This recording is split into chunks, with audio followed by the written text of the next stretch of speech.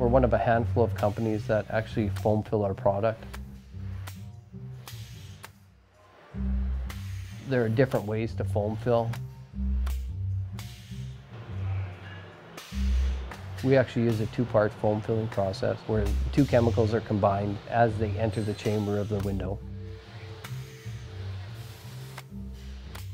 We're injecting two chemicals into a length of profile. The chemicals mix and create the foam which insulates our frames. We can tell that the entire length of profile is foamed by seeing the excess foam coming out the top of the profile. After the foam filling, the profiles move on to the cutting station.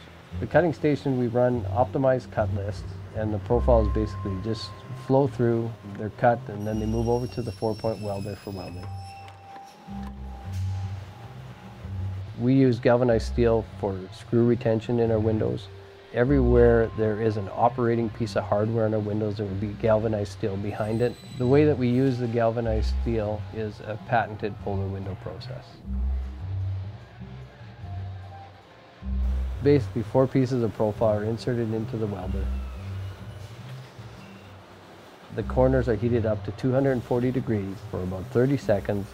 Then they are fused together for about a minute, and that completes the welding process. During the glass cutting operation, we're using 90 by 130 inch pieces of glass. When the glass is being dropped onto the table, it's dropping onto a bed of air so that the glass can fall and not break. Then the glass is again cut by an optimized cut sheet. At this point, we're in the sealed unit room assembling insulated glass units. The spacer bar is infused with silicon desiccant, which aids in the prevention of condensation.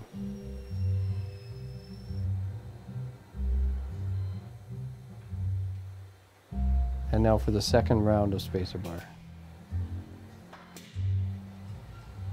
All the units we build are triple pane units. The first piece of glass is put onto the rotary table. A layer of spacer bar is applied, having the holes for the krypton argon gas punched in the spacer bar. After that first layer of spacer bar is applied, there's a second layer of glass, followed by a second layer of spacer bar, and then the third pane of glass. After the sealed unit is assembled, it's pressed to the proper OD or outer dimension. After the unit comes out of the press, it moves over to the krypton argon station, where we're now loading up the unit with krypton argon gas. The procedure for gas filling our units with the krypton argon gas starts with a set of probes at the bottom and 2 sets of probes at the top. The lowermost set of probes is for injecting the krypton argon gas into the unit. The lower of the upper sets are sensors that are sensing when the unit has a complete fill, and the 2 holes on the top are actually exhausting the air in the unit.